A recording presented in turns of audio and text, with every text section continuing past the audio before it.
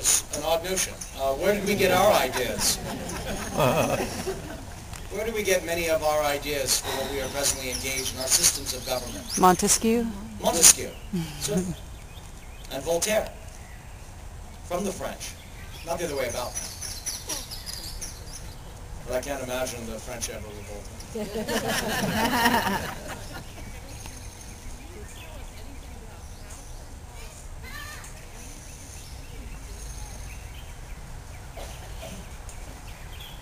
I'm asked, how is it that Cornwallis finds himself in the position that he's now in? Well, partly because, as I mentioned, the French victory at the Battle of Gates, which had nothing to do with Lord Cornwallis. Why he's at York, if that's what you mean, I cannot say. Lord Cornwallis isn't so kind as to share his orders or his intentions with me. The best I can do is hope to discover them by agents, which is the same reason this gentleman was concerned about security when he asked the question he did. Because he's wise enough to know that the British have agents amongst our number as well. It's very possible that someone amongst this body is a British agent. Are you admitting, sir, that you... If you are, you're not a very good agent. So.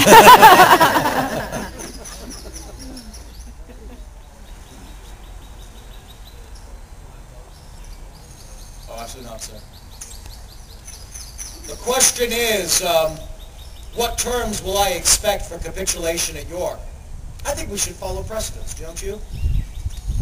There's no reason that we should give them any less honors that they were so willing to give to Benjamin Lincoln and his command when they were forced to capitulate at Charleston.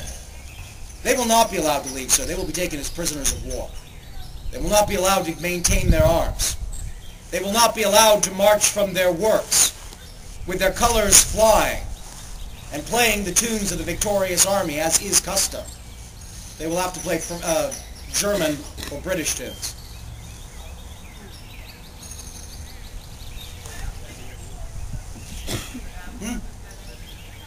They'll be held in barracks, just as it was done with the army we took in Saratoga back in '77. They're here in Virginia, in fact, up in Albemarle County. Other questions? I know that most of you have had a long history of serving with the military, going back to the previous war. But in the interim, have you studied other tacticians, military geniuses, military historians to enhance your abilities as a general? I certainly have. The question is, have I made any study of books in lieu of my present circumstances? My rank is General and Commander-in-Chief, and I have. I made study of books as well in the late war. After my experiences in the field told me that I still had some learning to do. But I purchased a number of books when I was first given this position as well, when I reluctantly took the office of General and Commander-in-Chief back in '75. Who did you study? I've studied a number of the Roman works, particularly the works of Lucidius and of course the late Emperor of Germany, who's of course the greatest military mind that we've seen.